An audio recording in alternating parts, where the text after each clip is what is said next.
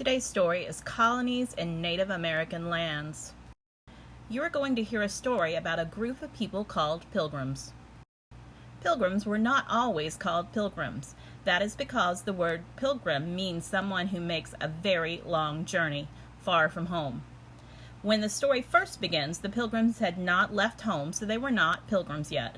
Instead, they were known as separatists. Listen very carefully to the read aloud to find out why the separatists wanted to leave England.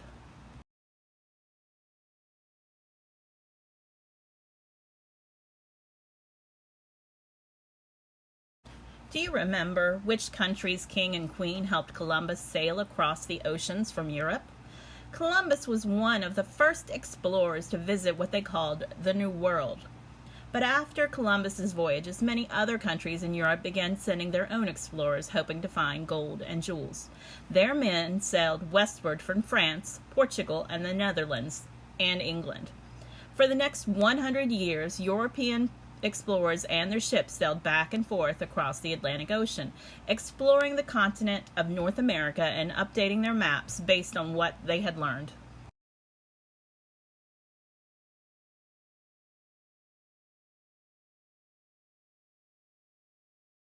As time passed, the Europeans began to build colonies in America.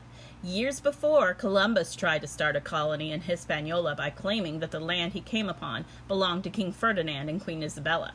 Now, 100 years later, other Europeans were doing the same thing. In 1607, the English people started one of the first colonies in the New World. They named it Jamestown after their ruler, King James I.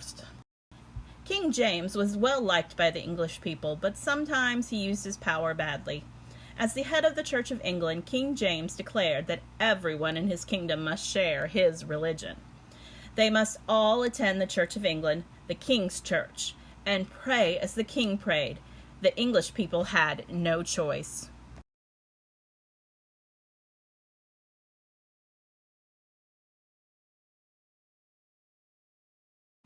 Now, most people in England followed the king's command, but there were some English people who did not. One group was known as the Separatists. The Separatists had their own beliefs about how to pray. They were disappointed with the king's church, so they formed their own church and began meeting in homes. Well, when they refused to attend the Church of England, the king was furious.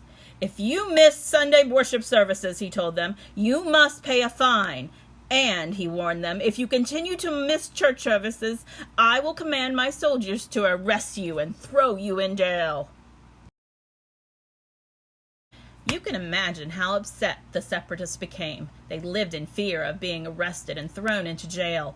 One woman whispered to a friend, "I think someone working for the king has been watching our house." Her friend looked around nervously to make sure that no one else was listening and then said, "My husband thinks someone has been following us on the streets to see if we are going to our own prayer meeting instead of going to church. Who knows which of us might be next?"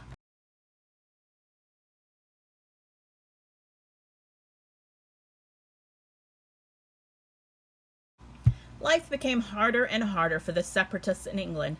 Other people looked at them curiously, and they did not know what to do. They heard that people in other countries were able to worship as they pleased. And so the decision was made to leave Europe behind. They would look for a way to reach North America. The separatists were about to begin a pilgrimage, or a journey, to this continent that was brand new to them. From here on, they would be known as the Pilgrims.